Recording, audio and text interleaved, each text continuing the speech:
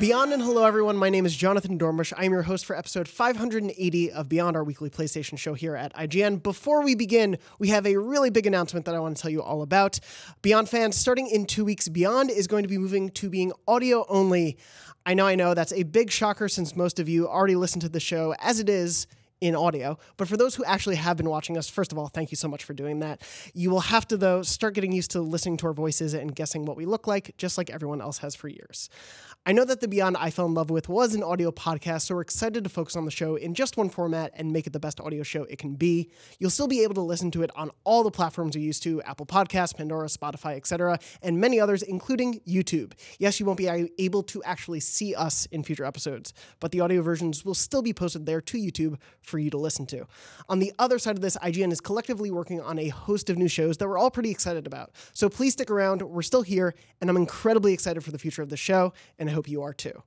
Now let's actually do this thing. Beyond. I am joined. That was Beyond. a clean read. Nicely done. Thank really you. great. Yeah. I am joined. That was all off the top of my head. Wow, I'm joined impressive. this week by Brian Altano, Hello. Max Scoville, Good day to you, sir. and on his final episode of Beyond as an IGN member, Andrew Goldfarb. Boo. Beyond sucks. Aw. And Kidnap him. Make him stay. Ooh. Please don't go. Yikes. Uh-oh. if you're watching the video show, as you can for this week and I next wonder week, why they're Great. stopping that idea. coinciding with Andrew's leave, you can take down a... Draco Malfoy. Yeah, Yeah. that's So my messy- Andrew, to give people some backstory, you've been at IGN twice. Yeah. And the first time was 3 years. I was here for 3 years. I took a year off, and now I've been here for just under 4. And in that middle time, you were an intern page at NBC. Yeah. What you did in Yeah, between this was time. my 10-year challenge. So this is that was our holiday party versus when I was a page. This is me really drunk at I think Nate Ahern's house. Oh, with yeah. Fran and Greg. That's a really long time ago. The good old times. Look at how just not.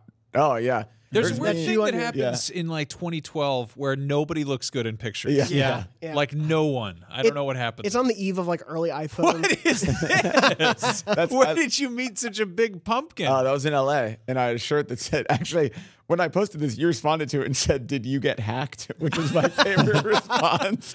Don't body shame that pumpkin. we That always- is a big, beautiful There pumpkin. you are with my All dog. peppers. Peppers. Peppers. Aw. Yeah. God, that's a good picture. Yeah, it's a You- really I was nice saying picture. you should send that to relatives. They'd be like, "Did he get a dog?" And you'd be like, Where's No. the rest of Where's the rest of your tree? "What do you mean? It's missing like a shelf in the middle. It was on sale. I don't know what to tell you." Andrew, so your first episode was 221 of Beyond. Wow. Wow. Is that I looked correct? it up. That was January 5th, 2012. That Wow. is When crazy. photos Really? were bad. So that's probably right after Christmas break. Right Yeah, when one we of came the back. one of the topics discussed was the Vita isn't selling well in Japan, but we're sure it's going to be just fine. Yeah, And that look sounds where right. we are now. That take aged well. Yeah, man, that's weird. That's 360 episodes ago. How is Yeah, that it's been possible? a long time. We don't say that number on this show. This is a PlayStation show. We're- 360. It's crazy that it's been longer between then and now than it had been since when the show show started began. to then. Right. That's weird because like when I was a fan when I started listening. Yeah. Man, that's You weird. you attended episode 200? I did. I flew. I was about to move to San Francisco, so I was out here looking at apartments, and then I went to. I mean, that was obviously the reason I came out was for Beyond. But then while I was here, I looked at apartments and stuff. And what did you start out as when you first started at IGN? Well, way at the beginning, I was a freelancer for strategy guides when Mark Ryan used to run it before Sam, who runs guides now. So I did. God, it's like hard to even remember. I did the Dissidia games on PSP. Oh, yeah. I did the guides for those. For Lego Pirates was I think the last one I did. And then I transitioned from guides into news.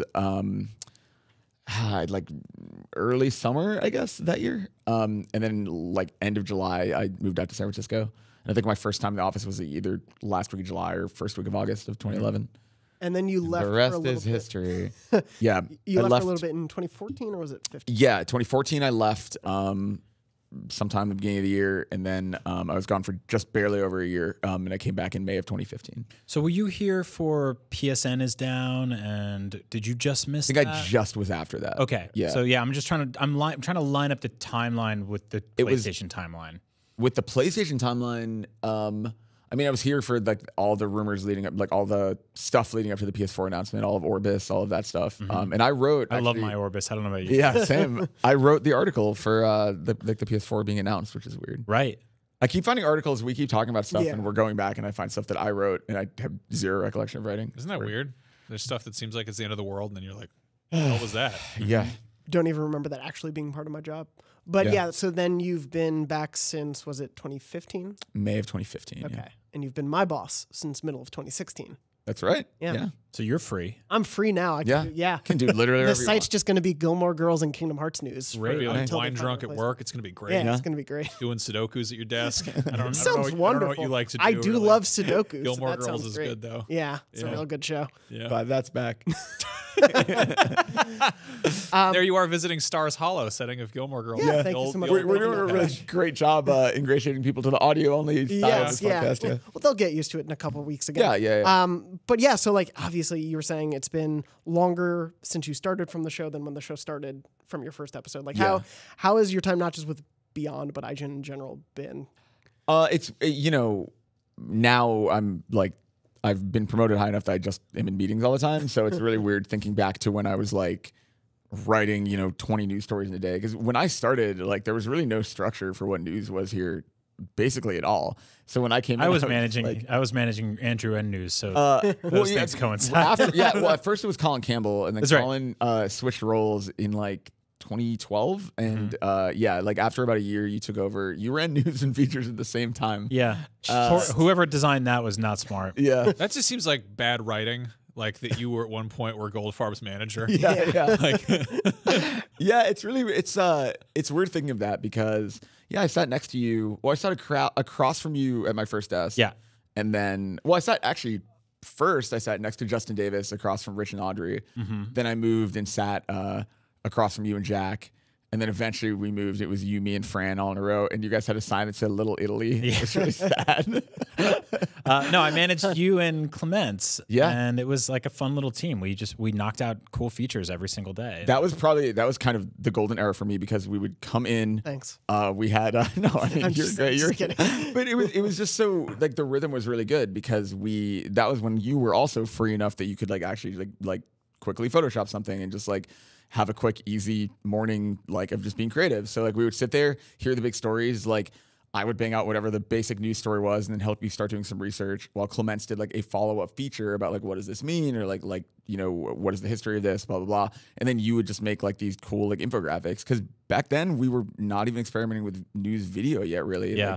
Like video was essentially the Daily Fix and video reviews were what we had started. And so you at the time, like we really leaned into like heavy Photoshop stuff, heavy infographic stuff. Yeah, because stuff like that would get spread around well. But it's like, I don't know. What I always loved about you was you really understood the big picture shit, but you're also really like head down on like cool indies and like you were the kind of guy that, and still are, would sort of like meticulously, obsessively play a game until you unlocked everything. You're 100%er. You're like a platinum trophy guy. And like you got PlayStation, you still get PlayStation. Like it's one of those things where you were, to me, synonymous with the knowledge around that. When I had a question about anything regarding that universe, I would, and I didn't know it myself or I wasn't immediately answered by those around me, I came right to you because you knew your shit. It was great.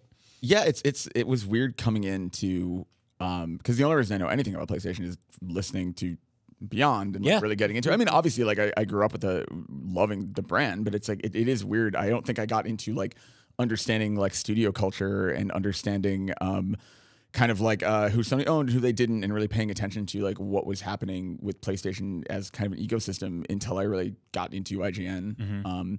And like, of course, coming up under Greg and Colin, knowing as much as they did, like I very quickly was able to get kind of the nitty gritty of like who are these studios? What do they make? I'm fortunate enough to have met a lot of the people, working at these places. So even when they were junior and they're senior now. Yeah, and the interesting thing about like the structure back then was we had specific teams dedicated to those things, and that's why the podcast started out even to begin with. And it was cool to sort of like, I don't know, we all kind of gravitated towards beats, and I think people like you and me kind of hovered around a bunch of things at once. But that's why we always I liked came our here, team. Our team was like floating between. There was the Xbox team, the Nintendo team, PC team, and the Sony team, and we were able to just kind of float, and it was cool. I think I got those four wrong. Xbox, PC, Nintendo, You got PlayStation. close enough. I It's did fine. it. I crushed You're it. leaving in a few days. Doesn't matter. It is weird thinking of that era versus now because since I came back, like you started in my off year. Drive this podcast into the ground. No, I mean, but I don't think that's true. Like, I think that like you guys, I think we're in a really tough spot inheriting Beyond, because I think you know, when the Kind of Funny exodus happened, and then you guys kind of had obviously Greg's 2 shows, for lack of a better word, like not only his, but it's like you kind of came in and had to pick up the mantle of these 2 shows. I got a great feature going up. It's my top 25 inferiority complexes. I don't know, like having you back was awesome, because like you were like you had your feet in the earlier days of Beyond. Like you were kind of a returning character. Yeah. It was like, I mean, we've always gotten along. And it was cool to have you back on, and it was like, hey, look, he's one of the real ones. He's got the passion. It's like IGN's only been around for 20 something years, but I feel like it's a lot like something like SNL or like a baseball team.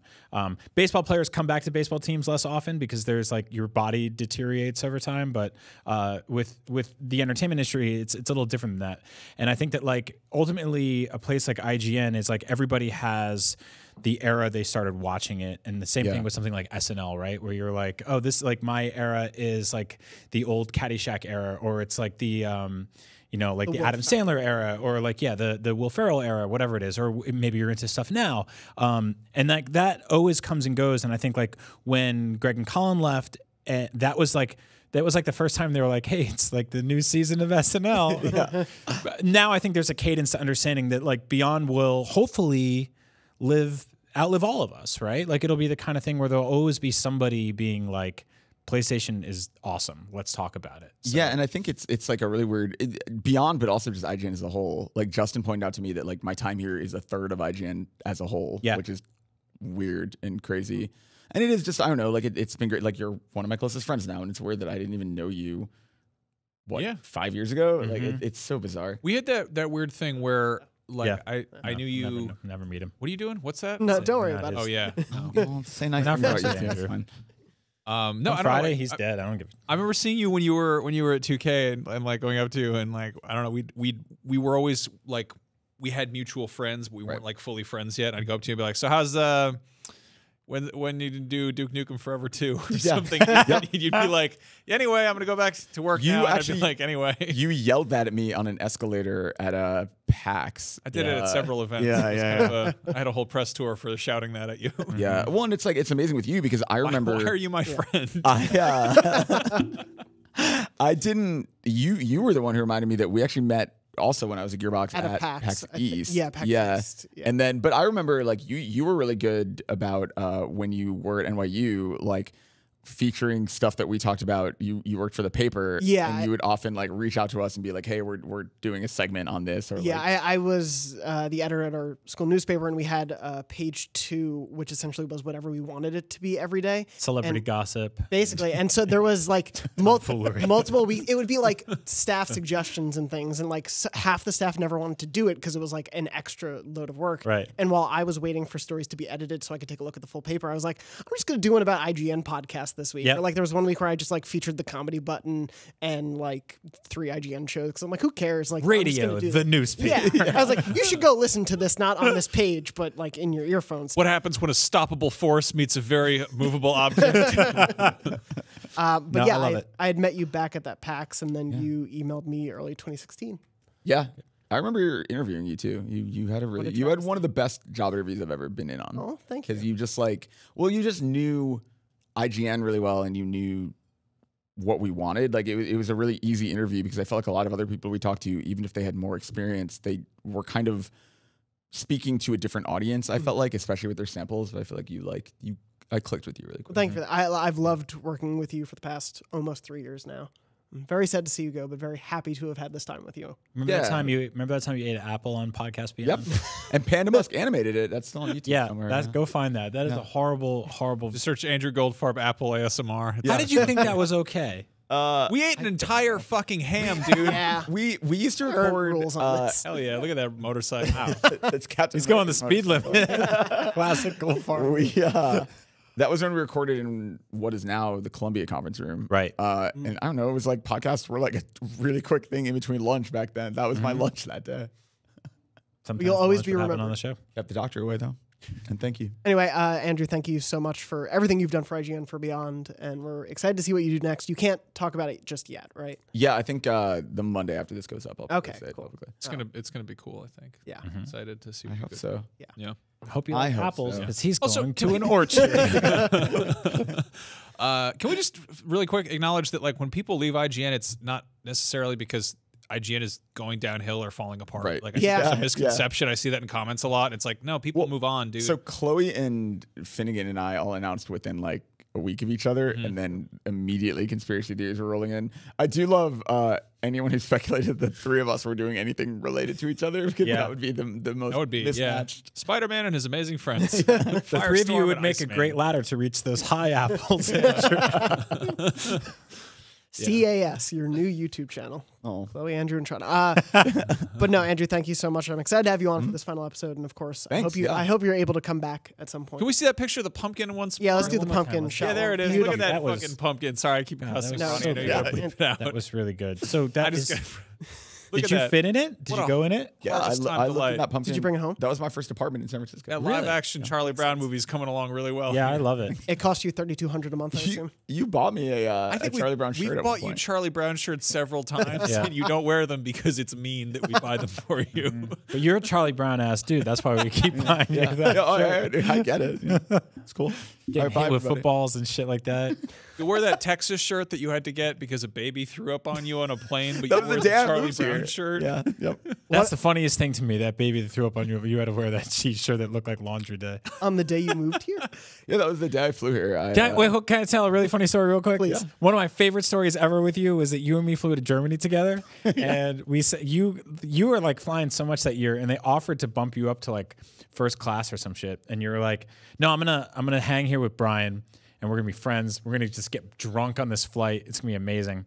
And so you and me didn't sleep at all. We stayed up for like a 12-hour flight, trying to drink the whole time. But all the other IGN guys on the plane stood by the bar at the back of the plane. drank them out of They drank vodka. all the booze. I went to Yeah. order a Bloody Mary, and the lady was like, "Do you want me to make it with white wine?" I was like, "What the hell is wrong with you? I want tomato juice and white wine. What kind of crazy ass airplane is this?" So. At one point, you're like, "I'm exhausted. I'm going to put my seat back." And you went to go put your seat back, and the guy behind you put his feet up on the chair, and he's like, "No, no!" And he was kicking your chair up. And then the guy in front of you put his seat back. So you were stuck in this triangle between the guy in front of you who had his seat all the way reclined and the guy behind you who was literally adult man kicking. He had his legs up in the air, kicking your chair. Yep. And you were just sandwiched in the small triangle. For like literally 12 hours. Yeah. And there was no Behind alcohol. you, I would have like kicked that man's ass. That Yeah. little tiny like. How many? You know how many? I'm a gigantic man, and there's so many flights where I get stuck on where somebody in front of me is like, "Well, it's been a long day. I'm going to kick the seat back and just crush my knees." And I'm like, "Well, I'm going to have surgery when I get off the plane." And I've never been like, "Oh, well, screw that guy." I mean, I hate him, but like, I'm never going to put my feet up and be like, "How dare you?" It's like it's designed to go back. Yeah. Dude, like literally feet up in the air. Like, no! Yeah. It's screaming like a little man. I'm glad that small man child could leave you with such beautiful memories. I completely forgot about that. Yeah. those Well, were the you days. won't be forgotten here at Beyond and IGN. Thank you, Andrew. That's For right. all you've done. Yeah. You're not dead. Oh, Pepper. We're going to hang a small apple from the rafters. If you look very Until it gets carefully, covered there's in all ants. sorts of holiday apples hanging from that tree. There's a photo of the Easter me eggs in there. over by the editorial pit that Panda must do. That's probably just going to Oh, yeah, that's still there. Yeah, I like that. We can have that hang here in the halls of Beyond for the one more week of video show. Yeah, thank you. Thank you. Well, Andrew, thank you so much for joining us for this week. And Yeah, I of thought of course. no better way to have you on for the final show than to talk about a game you haven't had time to play. I was just going to say, whoever doesn't know me is like, wow, that was a 15-minute waste about Yeah. some dude. Well, now we're going They alphabetically. don't have the PlayStation passion. Yeah, that's true. We're going alphabetically down the list from A&D to A&T to talk about Anthem this week.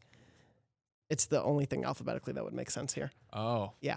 Anyway, Anthem is now finally out on PlayStation 4 after those 17 other releases on Xbox One and PC and maybe your phone. I don't know at this point.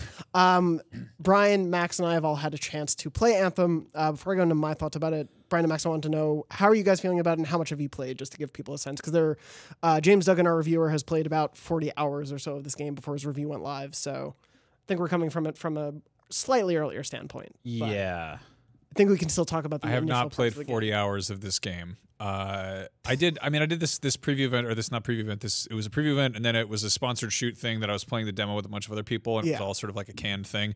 And I'm now at the point where I'm on my own file replaying all the crap that I did before. Yeah. So it's that deja vu and being like, I hate this part where I have to do this thing again, and it's still very introductory.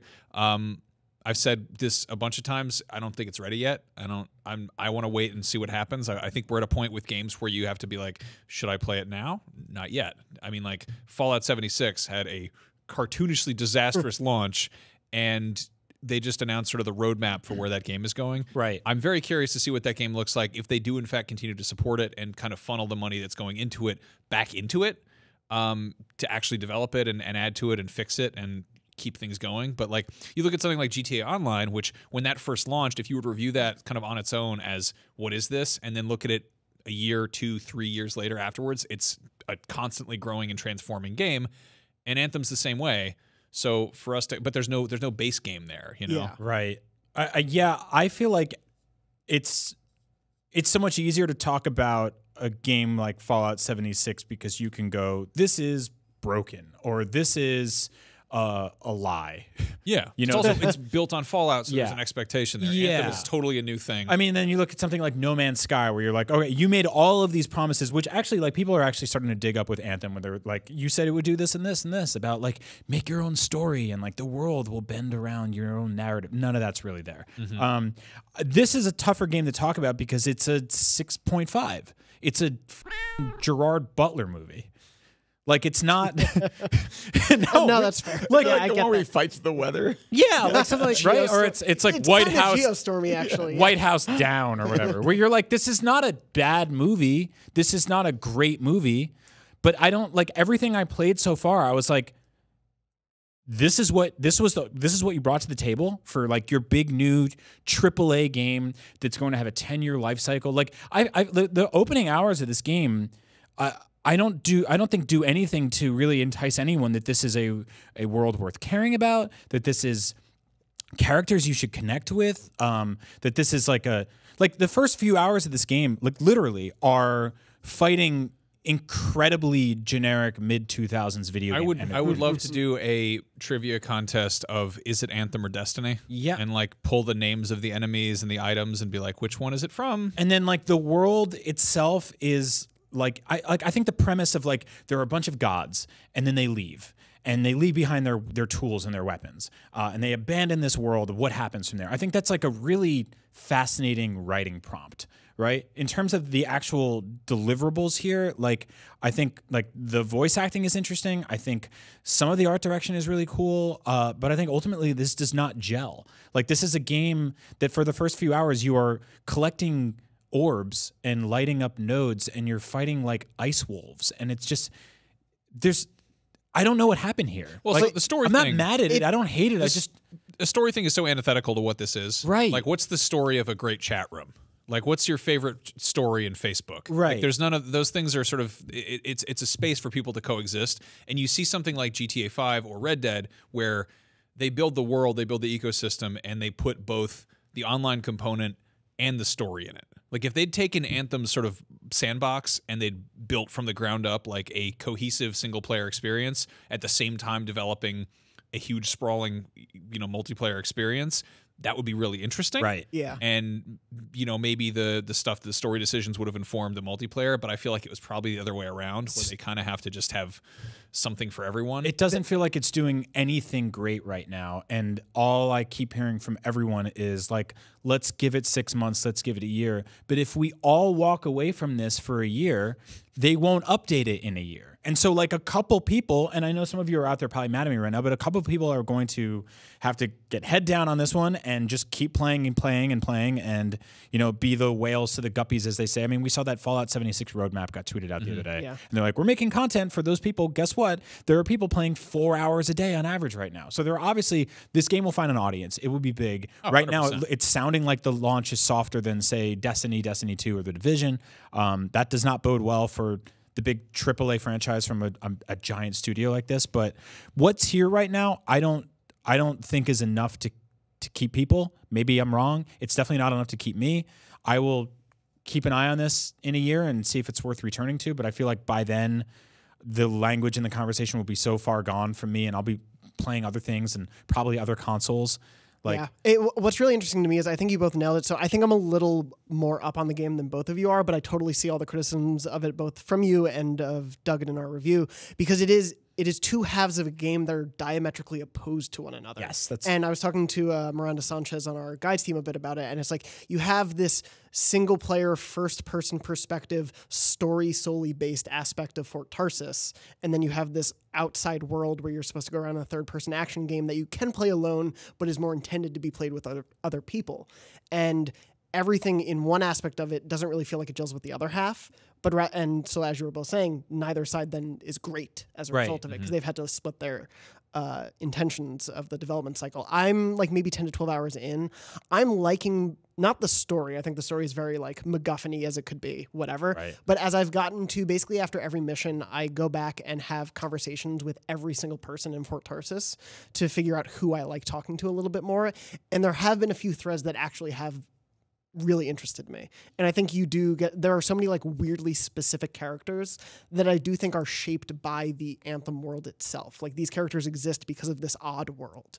And I think they work really well, but that's so opposed from when I go out and I'm shooting 1,000 Koroxes or Wolven or whatever. It's this totally different thing. And I'm playing exclusively solo. So I haven't played with anyone else. Yeah. I'm treating it as like a weirdly single player experience right now.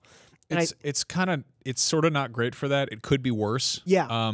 But it definitely gets pretty cool when you get like a full squad together. Yeah. Because there are these sort of combo effects where, you know, one person freezes somebody, another person shoots them, and it's like it's kind of fun. Yeah, I've only been able to do combos by myself like once in a while. It's one of those weird things. But I've liked it in that sense of I'm playing it like maybe an hour or two a night and just playing a little bit and seeing with it. And I think I will stick with it solely because I think the foundation of the gameplay is so good. Like the locomotion of what you are like as a javelin is so fun. Like every time I launch, I'm like, oh, that's really cool. Like I do love that aspect. The sort of dichotomy of the first person stuff when you're in Tarsus and when you're flying around as the javelin, I think it makes way more sense than the sort of inverted version of Destiny, where Destiny's first person when you're out in the world and third person when you're in the social space. Right. I think it's actually it almost suits the sort of form factor of getting into a javelin, like that part where you get in and you're climbing into the suit.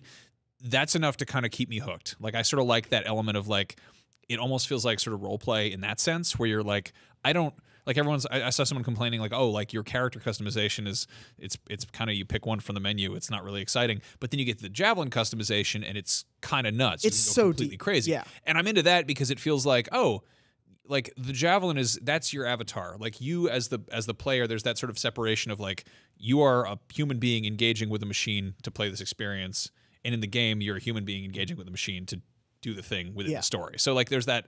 I like that a lot for it. I'm taking to it more than I did to Destiny. I bounced on Destiny, and I loved Bungie games. I played Halo religiously, but like I bounced on it after maybe 5 or 6 hours. Right. And I do think what you're saying about that, like the first person is relegated to the more story related stuff, and the third person, that's more my action like genre that I prefer. So that may be causing that. Yeah, I think that the traversal and sort of locomotion is really fun. Yeah. There's definitely parts where I like run into walls or get stuck underwater or something, and it's annoying. But like I think it's harder to see the edges in the bottom. And with, I don't know, but like obviously the comparison is Destiny. Like Destiny always felt like, oh, there's a handful of sort of like large sandbox like areas that you're screwing around in. In this case, I'm like, I know there are sort of separate areas and there's high level enemies here and there's parts that are sort of walled off or I can't get to yet. And obviously when you see a little yellow icon that looks like a dungeon awning and you go in there's a load screen, it doesn't feel seamless in any sense. Yeah. But I do like the sense that I'm like, if you show me a screen of that world and they're like, where can you go? I can't immediately tell you there, or there. Like there's a sense of exploration and depth to it. Totally. What I really dislike is that what you do in this universe or in this world is you fly around and shoot stuff. It's super period. Yeah. You can shoot plants and then take the organic material compounds from them, but that's about it, you know? Yeah. No, that's the thing about this game that like we didn't really touch on is that on a technical level, it is like I'm having lots of issues with it. Like Interesting. The frequent loading screens are a pain in the ass. I had like a very like sinister sounding hard crash that like booted into what looked like the opening credits of The Simpsons. Like it was just like this blue cloud screen, and I I had a hard reset my PS4. Like it was, God, it was like, bad. yeah, like weird things like that where things will just get hung up, or you'll have to like replay a thing because it didn't save. I've read stories about people like getting cool like items or drops and then getting to a checkpoint and it basically just like booting you out and then you losing what you got. You like, don't get loot until you've completed a mission. Like Right. there are 100 little like gameplay elements too of it that can be refined, and I think they can refine. But it is weird that it seemingly like hasn't learned from the issues that have affected other shared world shooter games. I think even like that when you hit the start button, like the UI almost completely drags you out of that universe because it feels like the 360 blades.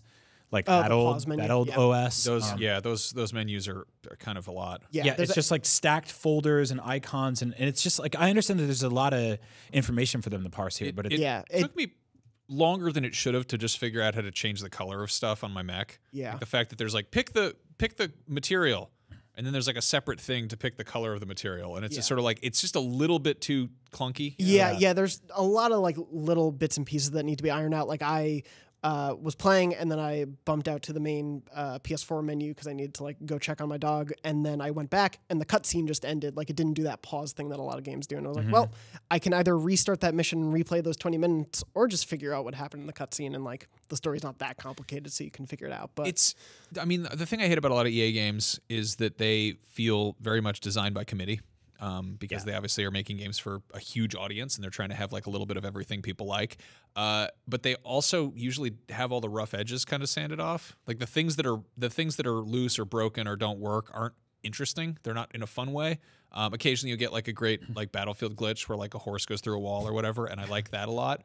Which is like Bethesda's awesome at that, right? They are good at getting if animals that's the thing stuck you want in to walls. like getting a guy's leg stuck in a tree. And like that. But I mean, it's just there's the jank. Yeah, that's there's the word. jank is good. I feel like EA has it's a zest. Considerably like an incrementally wider margin for jank than Activision does. Yep. Like Activision stuff is almost childproof. Yeah, and some people are into that. Like Call of Duty is like, I feel like there are less systems at work because they want the ones that are at work to be kind of airtight. Yeah. Whereas, I mean, again, you look at the leap between sort of Destiny and Anthem is Anthem has a lot more stuff that could go wrong because you're jumping around and flying and there's sort of there's an entire other dimension of verticality. Yeah. And I'm into that, but at the same time, they're looking so closely at sort of what everyone else did right in that area that they're not paying attention to what they did wrong. Yeah, it's like a corporate level of jank. Like it's not a fun level where you can make a lot of goofs and fun videos about it. It feels like, oh, they just had this weird miss because so many people had their hands in this. I think corporate is a very good word to use to describe a lot of the stuff that's happening in this game. Yeah, where it does feel sort of like weaponized to be a video game that ticks off all the boxes, but I don't. What pisses me off about this game is that it's such an almost there, and I feel like there's so much there that could be phenomenal, and it just, like we've all been saying, needed another like 6 months or a year in the oven. And I was in no rush to play this, but for a game with a 10-year life cycle, like to come out the gate like this is just weird. It's disappointing. Even as someone who is enjoying it, it's one of those things where I'm not going to spend 6 hours every weekend playing this game. It's the thing that I want to check in on and like hopefully help get to that place, because I do think it can get to a better, interesting place. But I do agree it's going to be 6 months or so before we get to a real full dramatic change for this game. They're putting out their new content updates in essentially 3-month, 90-day cycles is how they're looking at it. Do you think... Will you guys check in maybe after this 3-month cycle if you're looking to hop off of it? Are you going to continue a little bit? Like, how are you guys? I feel like I'll check in. I mean, you and I both got into Battlefront 2, right? Which I think I got into less than I did with Battlefront 1, which both of those games are, they have a lot of problems. As a Star Wars fan, they have problems. As a gamer, who they have problems. They had microtransaction issues and all that. But Battlefront 2 has maintained a strong but sort of small community that is like pretty happy with the updates they're getting here and there. Like honestly, they're getting like Dooku and Anakin and a bunch of like Clone Wars stuff, and they just keep going. Yeah, that was all free DLC. Yeah. So if you buy like Battlefront 2 for like $6 or whatever it is on PS Plus sale, like that's pretty cool. You get all that crap. You probably have to grind a little bit to get it, But like, whereas the first time around it was like, oh, you got Battlefront for $6. Okay, well if you want to play as Greedo, that'll be another $6. You got to get the season pass or whatever. And I think what's tough for like people like Max and I is like we're huge Star Wars fans, and most of what we got out of that game was in the first month. And then the conversation just became so toxic about it. And honestly, I had a lot of issues with like a lot of gameplay design problems, a lot of the maps, a lot of like, the rough edges, like you talked about before, that you look for in a game like that. The weirdness of Star Wars, it all felt sanded down. And so as that game grew, so did my library of PlayStation games and Nintendo games and Xbox games. And so the idea of going back to that for a small drop is not strong enough to keep me there, but I'm happy it's there servicing the audience that's there already. And I feel like that's what's going to happen with Anthem. That was a walk, but I mean, I feel like it's going to be interesting. It's one of those things where it is, I don't want to say too big to fail. It's too big to fail right now. Yeah. They can't let it fail. Exactly. Yeah. And I think it's got to be pretty weird, and I'm sure there's some conversations happening about this within the hallowed walls of EA or whatever, where just a few months prior to the launch of this massive Destiny killer they've been working on, Activision goes, "Hey Bungie, you can have Destiny back. We're done with it." Right. And they had a 10-year plan for that, and Bungie's going to continue to support that. And I think that's probably the best solution for everyone involved there. But like, what does that tell the folks at EA that they've been like, oh, we're going to go after that. This golden goose is going to be great. And they're like, turns out the golden goose only crabs silver eggs. You know? And you're like, what do you want there? And like, are you competing with Destiny, or are you competing with Apex Legends? It's not a PvP thing in that sense, but I mean, like, EA is accidentally competing with itself within a 2-week span. Yeah, obviously they clearly did not, I think, expect Apex Legends to be this phenomenon from day one as it has been. But how do you, on a marketing level, say like, hey, this free game that everyone's playing versus this $60 game that has some issues out of the gate? Right, it's a lot. And like we said, I believe it was last week or the week before. You have that Metascore now that is permanently tattooed to you as what your game was at launch. And some outlets, including us for sure, I know we'll go back and revisit this game over time. We'll adjust our score. I'm sure some influencers and YouTubers will as well. But ultimately, when you Google Anthem reviews, or you Google Anthem, and you don't just get Blue Cross Blue Shield stuff, you will see this 62% or whatever the number is that will immediately turn off most casual people who just go, oh, well, I don't want that. I mean, Google, like, it will just bring up, it's like a 3 out of 5 stars, and there'll be 2 very silhouetted stars that say, don't play this game. But again, to be fair, that's what, and we said this last week, but that's what Destiny 1 was. Like, Destiny 1 came out and got 6s, and everyone kind of wrote it off, and no one really cared. And then they figured out that Peter Dinklage wasn't working, and they fixed a lot of the voice and story problems, and they did a killer expansion, and they got people hooked, and, it went up and up and up from there and became a juggernaut. And so, like, I think that, like you're right now, but I don't think that everyone forgets that, like no one, like if they kill it with the rest of this roadmap, I don't think anyone will even remember that they stumbled. But we know that they're sorry. Yeah. No, scored reviews are asinine. I think scored reviews are a sort of an outmoded thing. They were introduced in the days of print magazines. When a video game came in a box and stayed in a box, it wasn't a thing that got patched and updated, and things are getting shuffled around. We had gonna be mad at you. Fans gonna be mad at you. That's fine. That's okay. I don't know what to tell them. Like, the fact is that we've got people, like, I don't know what the interest is in, or what the point of getting a Apex Legends score out the door ASAP when it's a free game that came out with no lead time. Well, devil's advocate on that, I will regularly look up reviews for Netflix movies so I can save myself 90 minutes of watching trash. I mean, I'm sure, but if there was, a 2-hour movie versus a video game that is different literally every time you play it, is sort of a false equivalency or whatever.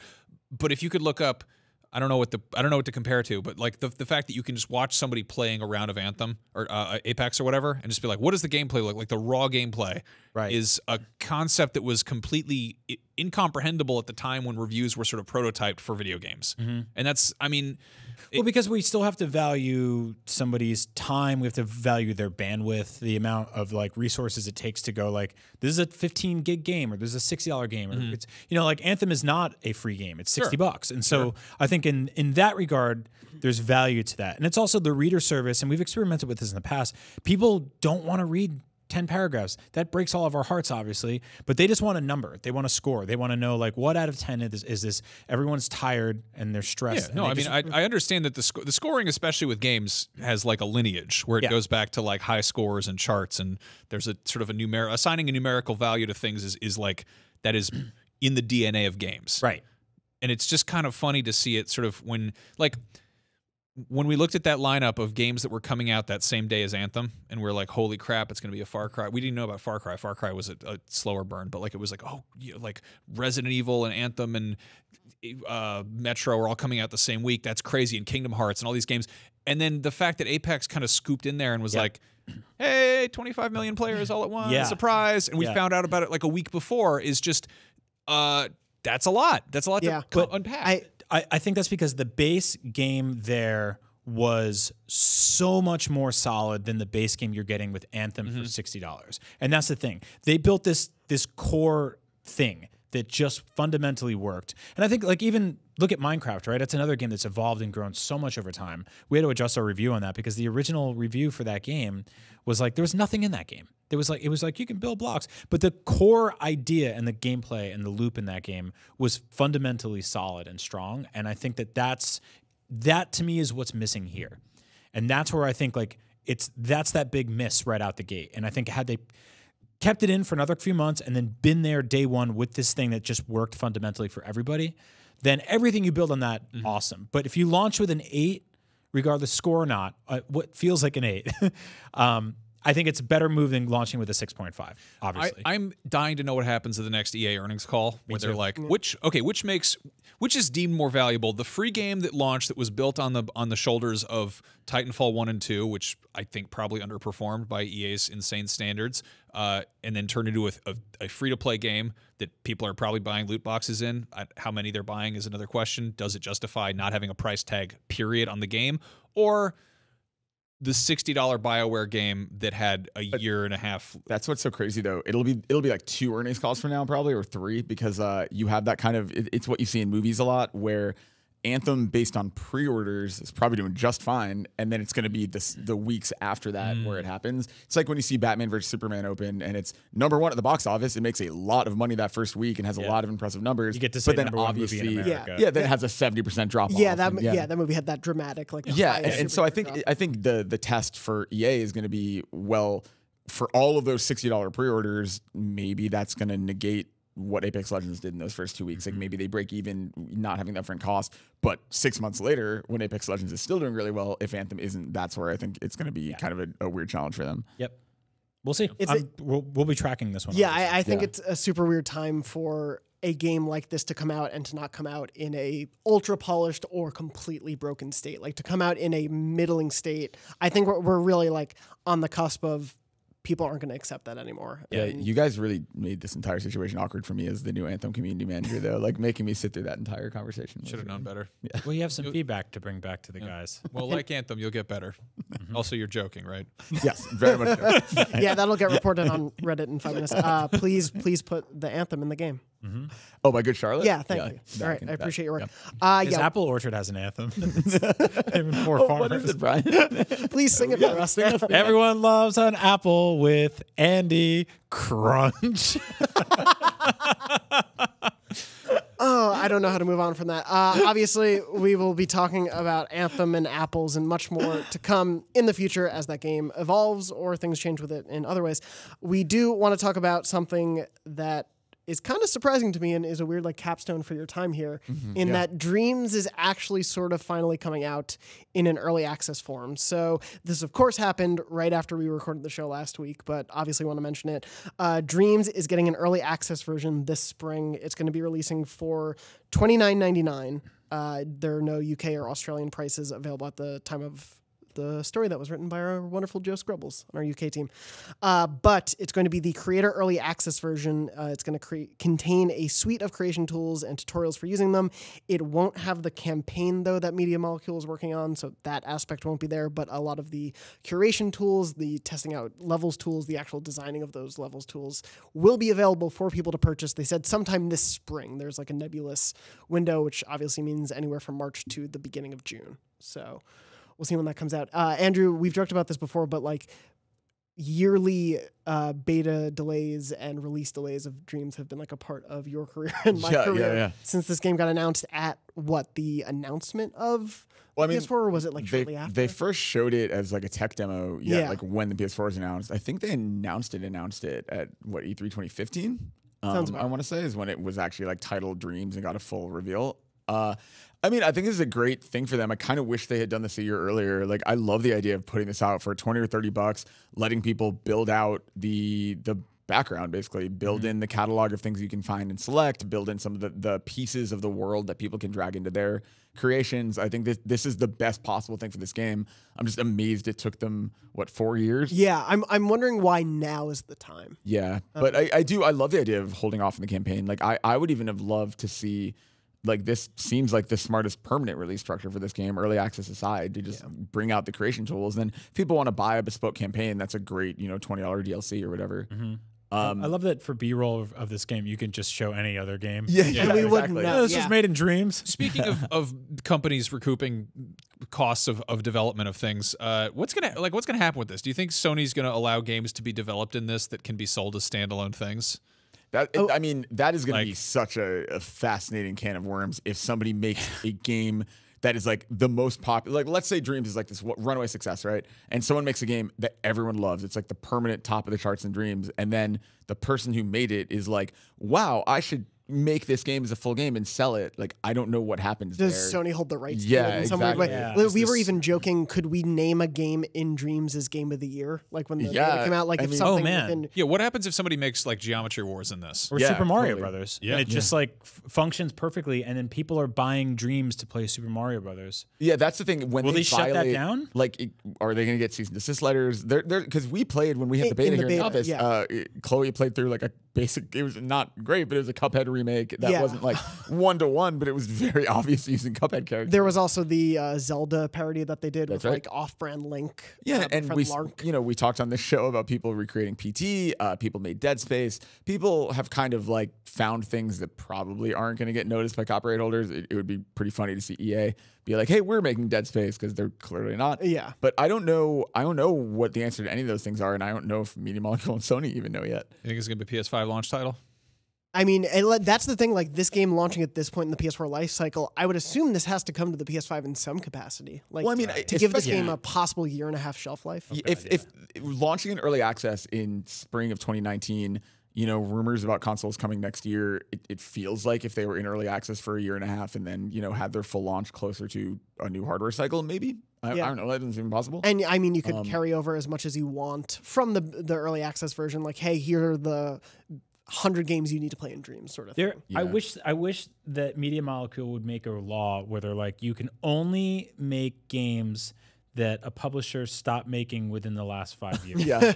Like, you can make PT, you can make Monkey Ball, like, bring out all the abandoned franchises and they will live on here. I really do think that they would love to have this problem in a weird way. Like, they would love to see the game be popular enough where this even becomes a conversation. Yeah. I really root for them. I really hope enough people embrace this and make impressive things that we start to see this game getting talked about a lot. I would love for there to be, maybe a segment on this show talking about Dreams levels if it gets to that point, if people are making enough cool stuff. Yep. How do you review this? Yeah. I know. How do you review, I would say, how well do the tool sets function, how friendly is the UI, how easy it is, or not really easy it is to interact with it. Like, if you have two people at two outlets reviewing this game and they hit random and they play, I'm going to play 35 like fan created things and see how they are, and one person gets 35 great ones and one person gets 35 bad ones. Like, is that that was like No Man's Sky, right? Like, we all played on different planets at the exact same time, and one of us would land on trash garbage planet with nothing to do, and you like drown from the air. And then the rest of us I would go to like funny tall elephant land, where the trees are theme place. Yeah, and the trees are constantly on fire, and it's great. It's a really funny thing, that idea of I guess like that's sort of true of reviewing roguelikes or something too, or if you have a really bad experience, you just get terrible runs. It's the interesting thing of like, this is also a game that they intend to have PSVR functionality, and you can design using the Move controllers. And like, I could only imagine the Move controllers being such an easier thing to design with than the controller itself, like a DualShock. Like, I tried designing for, I think, 5 minutes in the beta and was like, I'm never going to do this because it's so complex and so fully functional. Can we get mouse and keyboard support? I hope so, yeah. But also, like, I encourage people, we ask a lot of questions on the show, and every single time there's someone who's like, oh, they answer this on the weekly streams. And like, full disclosure, there have been weeks and weeks and weeks and weeks and weeks of these streams where Media Molecule does get into a lot of this nitty gritty stuff. Unfortunately for us, the reality is, I think as much as I would love to cover this game all day, every day, it doesn't really perform for us on the level of like Red Dead or some of the things we have to cover. I mean, we joked a couple of weeks ago, but the PT video going around was the best Dreams commercial ever made. Yeah, exactly. Well, and that's kind of what I mean. That like I really do. For people who are into this, like go out there and find the wealth of information Media Molecule has out there, because I do think there's more than we even know yet. They've been great about messaging almost everything. Well, in this game. maybe you guys can answer this for me. Is there any sort of gamified tutorial or objections that make it feel like to ease you into the training wheels? When you the tutorial in our beta, it is exhaustively detailed. Like it to the point where it was in the middle of the workday, and our former coworker Chloe Rad and I were playing, and she's like, "I don't want to go through all this. Just let me do it." Right. Because it's like, there were 5 different sections, each with like 6 to 10 steps that brought you through every little bit of it. And obviously, when you're at home and playing at your own pace, that's a much more like palatable thing. But because even that doesn't begin to cover the physics interactions and the music cues, and like it is watching and actually playing some of the things people made. It is absolutely insane what people have already been able to do with like their rudimentary level of experience. Someone made like an amazing time-based, you could like rewind time, and it was a puzzle platformer that you could play through. And then alternately, someone made a like 2D puzzle game.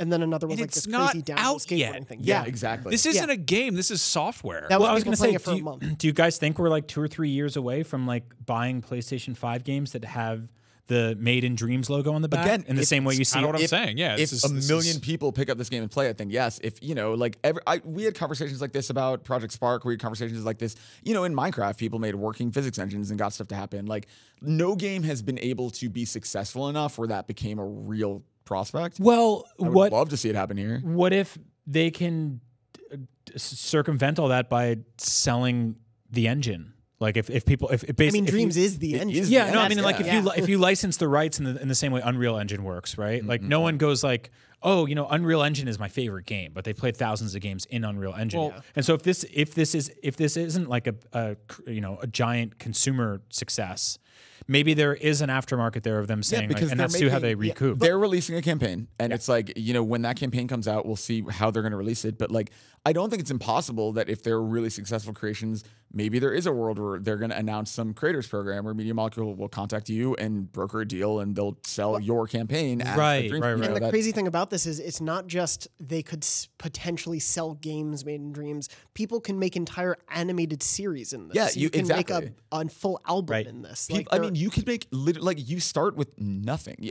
There are people who are going to be able to figure out how to make productivity tools. You can do anything. Like, I can't imagine the potential, but again, that's only going to happen if people like for me, I'm never going to make anything impressive in this. I'm going to play other people's stuff. Right. But I'm curious to see how many people pick this up and actually create things. It's sort of like how people made like music machines and Rube Goldberg machines in Super Mario Maker, or the aforementioned Minecraft. Someone made a computer that works with nodes and everything. Yeah. I think if the core thing has to be there, and then it'll loop in 1,000 people. But I think regardless of what happens, we are in for like a ton of delight in terms of what people will spin out from this. Yeah. Success or failure, I think enough people will latch onto this that we will get some incredibly cool videos out of it. And it makes me feel so good that this really feels like an evolution of what Media Molecule has been doing. Like, obviously there's an easy line to draw to LittleBigPlanet, but if you even look at Tearaway and how creative they were at like using the hardware itself as a platform, like,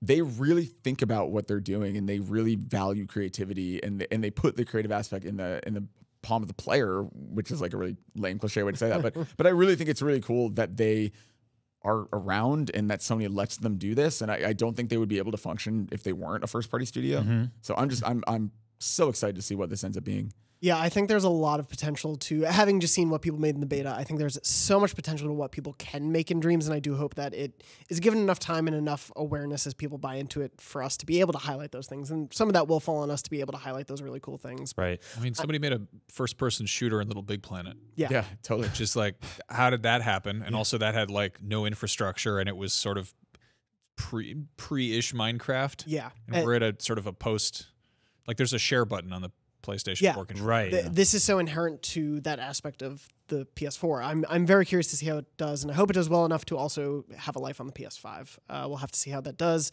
But we know it's coming out this spring. We don't know exactly when. We'll obviously keep you updated as we find out more.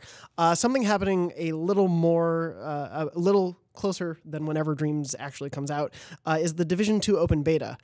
The Division 2 open beta happens this weekend, but instead of talking about that game, Max, I want you to talk about what Massive's going to be working on. I am thrilled that the Division 2 is finally coming out, because once that is out, that means that Ubisoft Massive can start working on Avatar project, which was announced. That would be really weird if James Cameron was like, I bought the James Bond theme. It is now the theme of Avatar. I mean, he announced 9 sequels. Yeah. But it's all underwater. So obviously they're all Avatar, written and filmed. Avatar is a sort of laughing stock as far as movies go, because they are making 5 sequels at once. It's an unprecedented amount of sort of pre-production for a thing. Avatar 2 comes out 2020 and Avatar 3 is 2021. Apparently 4 and 5 are sort of TBD, but there are scripts out there. They What if apparently have Avatar all 2 the completed bombed? scripts. It's so crazy to Right. me. Like, So this has never been done. Like the Crazy. 2 Matrix sequels got done at once. Lord of the Rings got done all in one go. Back to the Future 2 and 3, but never 4 movies, never 4 sequels. Also coming out 11 years after the original, which is bonkers. and a movie that's the #1 film of all time, to be clear. Like, I mean, I realize people know that, but just to put it in perspective, like, I really encourage you, if you've never looked this up, go to Box Office Mojo and look at Avatar's domestic and worldwide numbers, because nothing has come close. Like, it's not just like #1 by a few million. It's like by miles and miles. Force Awakens and Infinity War are the closest non-James Cameron movies to come close. And worldwide, they don't. And worldwide, I don't even know if they've passed. Like I don't even think there are things that I don't even think have come within 500 million. Anyway, sorry, continue. Yeah, I have crazy. numerous Star Wars tattoos. There are Marvel toys all around the office. People love those IPs. You know, Batman has been around since the 1930s. I don't know anybody who loves Avatar. Like, I like it because it is an anomaly. It is a pop culture phenomenon. But I don't know anybody who's like, this is my shit. I love Avatar more than anything. Well, because that movie was a ride. It wasn't a movie. It's like you spent $20 on the most expensive ticket for it. It was the first 3D movie I ever saw. You sat down for a movie event, which is like the first time they really threw those words around, and you sat there and you were enthralled for 2 hours, and you watched this like spectacle of sights and sounds, and then you left and you forgot about Chris and Kendra and Jake Sully Sullenberger. Other names I'm making up because you couldn't actually. And, nope. And that guy. So speaking of rides, Disney funneled money into Avatar, even though it was owned by Fox, to put up Land of Avatar, Pandora World of Tomorrow, whatever the hell it's called, the theme park in Animal thing. Kingdom. I forgot it was called Pandora. Avatown. Since Avatar got put in development, Disney scooped up Fox, so now presumably we're going to see a Walt Disney logo at the front of one of those sequels if they come out. If you go to the theater. Right, if you go to the theater, that's an operative thing. Anyway, what I'm getting at here is there is a game coming out surrounding this. Ubisoft put out a licensed tie-in 360 PS3 game for the first Avatar movie, which came out literally almost 10 years ago. There was a free demo for that game. Was there? Yeah, that's how I actually played it. Oh wow. Yeah, we messed around and it's weird. It's a very generic, like, third-person action platforming shooting game where you collect, I would say, plants or bugs. I don't care. It's like a little bit more. And as far as you collect the eggplant emoji. So anyway, what's interesting about we're seeing this sort of this rise of the sort of the shared world community shooter, whatever the hell it is, like these Divisions and Anthems and Destinies and Fallout 76s, and they have a massive launch and then subsequent updates, and sort of this is on the sort of tail of the death of the licensed video game, where maybe spending 4 years developing a video game for a movie that took 2 years to make doesn't make a whole lot of sense. Yep. And you either ship something completely broken or you ship something after there's demand for it because the movie's already out. With Avatar, if this movie or this game launches alongside, if this comes out like November of 2020 or Yeah, next year, which I feel like is pretty likely. And they're like, hey, there's an Avatar game coming out leading up to the release of Avatar 2. And then Avatar 2 comes out and presumably does decently or bombs or whatever it does. There's going to be basically an MMO for it. There's going to be a video game you can go play. I don't know if it's going to be a thing you pay $60 for, a thing that's free to play or what, but they're going to be kind of sort of stringing it between these two movies. And there's going to be Avatar 3 is going to be coming out a year later. And it's the Division team. Right. Yeah. Which could be really interesting because that is not really a game known for like insane over-the-top traversal, whereas Avatar is. Like that is about animal vehicular combat and flying dragon but bird they things. do have a history one in these open world games, but like also very meticulously detailed environments. Yes, yeah. Right. I think it could potentially be really cool. Yeah, also, I mean, Ubisoft they are pretty good at making games where there's incredible traversal in an open world and climbing and stuff. Lots of parkour also, there's and all a that. good chance they're sharing tech with whatever Montpellier is doing with Beyond Good and Evil. I think it's also going to do. It'll separate itself from a lot of games like this because Avatar at its core is a game about, or it's a movie about giant cats that bang with their tails. I didn't know where you were going with that. I didn't expect there. You're not wrong. I am not wrong. They do have ponytail sex in the old tree. I've seen that film a lot. Yeah, and then they tie their ponytail to the horse and they bang the horse in the brain and then they ride the horse and they get the pterodactyl. Do they bang the horse in the brain? Yeah, that's what they do with their ponytails. They plug their ponytails into the horse to ride the horse. They do but that. then they plug it into each other for sex? Yes. But is it sex with the horse? Sort of. Stop. So whether the game has these elements, I don't want to. It's weird because you look at something like Anthem, which has so much DNA from Avatar in it. You've got this big jungle planet. There's mechs running around. There's There's DNA pterodactyls. everywhere, if you know what I'm talking about. Weirdly enough, they took out all the DNA ponytail options, which is unfitting for a BioWare game. Usually there's all sorts of ponytail stuff you can do in those games. Anyway, I'm excited to see what an Avatar game looks like in 2020. It's going to be probably one of the most ambitious sort of licensed movie tie-in projects we've and that's seen. also, I mean, like, I don't know that it's a coincidence that that is the very heavily rumored launch timing for next gen. Yeah, I think it could be a very interesting new entry, especially in this shared world Yeah. shooter or exploration, whatever sort of genre it ends up being. Also, Massive has their Snowdrop engine, which they've just talking about, like jumping from something like the Division to Avatar. They really made that engine to be very malleable and change however they need it. Like that is the same engine that is under Mario and Rabbids. It's also what so South crazy. Park's So running in. crazy. South Park, yeah. So that's nuts. It shows that we don't really know what engines do. Yeah, Yes. I mean, it's like EA with Frostbite. It's like anything can be in that game. It's Except in that engine. the cold names like Snowdrop and Frostbite. I don't Yeah, know. we're all the hot engines. Well, I guess Anvil was sort of hot sounding. like the Dreams engine. Yeah. I'm excited to see what comes from that. Obviously, we'll have the Division 2 coverage actually on IGN, not necessarily in the last 10 minutes of this show. Moving on, we're going to do a bit of a spring check-in next week. A spring chicken. A spring chicken. Sorry, I slurred the word there. Getting a little long in the tooth. I'm no spring chicken anymore. I do want to jump to a final trophy test for Andrew. Oh, okay. We're going to jump to that. Persona 5 again. Yeah, no, we're not going to do Persona 5 again. What we're doing this week is PlayStation... Avatar, the 360 game. PlayStation All-Stars Battle Royale. Ooh, you loved this game, didn't you? I platinumed it, yeah. Yeah. So there we go. So I'm doing this one a little differently. As opposed to previous trophy tests where I've made up different trophy names and descriptions, I've just made up two different trophy names. One is real, one is a made-up one. You have to tell me which of the names is real, but I'll give you the description of the trophy as well. Oh, it's like that streamlined trophy test. Yeah, that description is the real one. So I have plenty of answers here. I'm going to write down your initials so I remember who answers. AG. BA. Don't worry about it. MS. I really like it when I can write my answers, but I don't have a pen. Do you want a pen? Do you have a pen? No, but we can go get you one. Oh, that's okay. We don't need to stop the whole show Write it down. in my It's like- blood. No, let's do it. Yeah, I honestly we'll don't take even 10 need minutes. this You're paper. holding I a was just pen. looking I'm holding a pen, but I need the pen. So moving on, I'm going to give you the description of the trophy and then the two titles. I want you to tell me which is the real title. Okay, the first one. The description of the trophy is to perform a level 3 super with Big Daddy on Columbia. Is the trophy's name either I Chose the Impossible or Our Choices Make Us? Which of those is the real trophy title? I guess the first one. If you're like you have BioShock memorized. I would guess the first one. But Saying I Chose the Impossible. Yeah. Max, what about you? Yes. That 2. one. You're saying 2. The correct answer is 1. Sorry, Brian. damn it! Shit! You should make Max, us you and pick Andrew. first because he probably knows. Every single time. He's jumped in.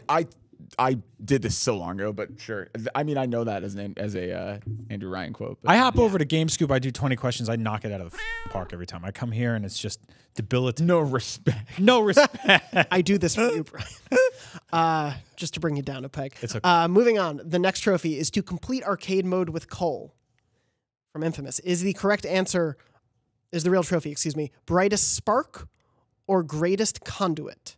Which of those is the real trophy name? 2. Brightest spark or greatest conduit? 2. Greatest conduit? You're all correct. It's greatest conduit. I almost changed it to 1 at the last second. I'm just going to roll with you guys from here on out. Make it totally. But then you won't win anyway. Yeah, you'll still be 1 behind. Moving on. 1 behind. That's the Horizon Zero Dawn sequel.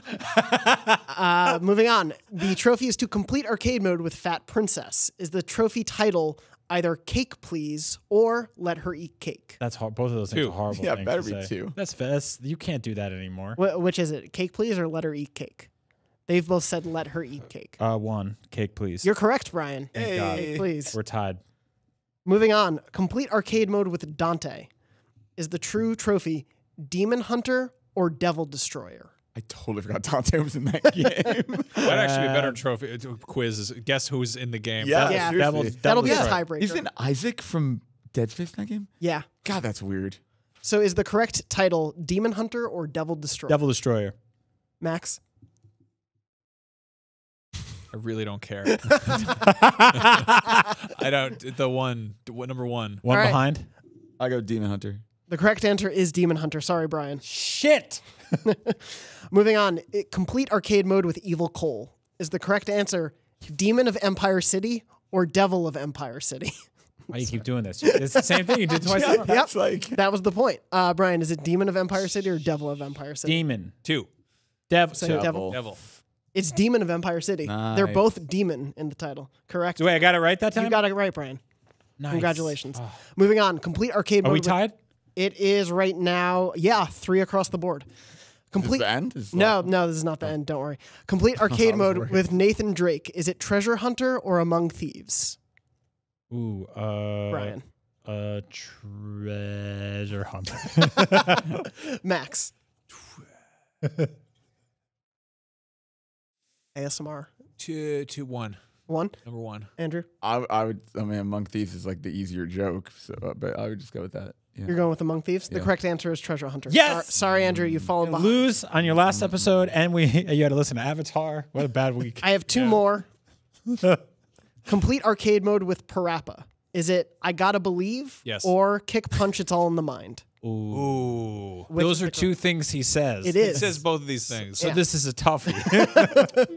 That's what I I'm going like. to go with the third option, which is getting the bathroom problems at the DMV. That's All right. right, He fair does. enough. Yeah. At the end of that game, when you beat the game without missing any of the claps, he gets diarrhea at the Actually, he end. unlocks the clap. Yep. Because he takes that sunflower. He takes a bite out of that onion's head. for some of that game. Andrew, how do you feel about what the answer is? I would say I gotta believe. Yeah, same. Gotta Believe? Max? Kick Punch, It's All in the Mind. Brian and Andrew, you are both correct. Sorry, Max. Final I'm winning. So I got to believe. I'm winning the trophies test. final You're question. pretending One you're not behind, excited. one behind. You're so excited. Final question, bringing it back to BioShock. Complete arcade mode with Big Daddy. Is it called Mr. Bubbles or Little Sister Protector? Little Sister Protector, because that's terrible. I think it's that one. It's number 2. I think it's Mr. Bubbles because that game had a little bit of a tinge of humor in it. Andrew? I'll say Mr. Bubbles. Mr. Bubbles. The correct answer is Mr. Bubbles. Yes! Brian, I won! you've won trophy test. I won! You are the PlayStation All-Star. Yeah. All right. You're the real Congratulations. platinum trophy. That's great. Brian, when you're not winning trophy test, where can people find you online? I'll be online just trying to work through this hollow feeling I have right now. Catch me on Twitter at Agent Bizzle. I'm also on NVC and a bunch of other stuff here at IGN. And Max, what about you? I'm Max Scoville on most social media platforms, and I go on them sometimes, and that's about it. That's fair enough. And I'm at JM Dornbush. And Andrew, since you won't be at IGN, where can Why people find push you? my microphone Yeah. away. Twitter handle Avatar the Game. Yeah. He's going to Yeah. be working on Avatar over at frostbite.net or whatever. it's At called. Little Andy's Drop. _ Apple Orchard. Sorry, what was that theme song one more time? I forget it. Apples, apples, the king of the tree. They're full of seeds, so don't eat the core. Crunch. I'm on Twitter at Garfep. Thank you to everybody who listened to me on the show for a very, very, very long time. I maybe will be back. We hope so. I'm not working at IGN again, but I mean, when you're back at IGN, I might eventually get to be on the show again. So right. we'll Andrew, thank you so much for joining us. Thank you. For so many times on Beyond. And as always, Beyond. Beyond. Beyond. Beyond. Crunch. Pumpkins, pumpkins, the king of the grove. The world's big orange largest apple spheres. that you know.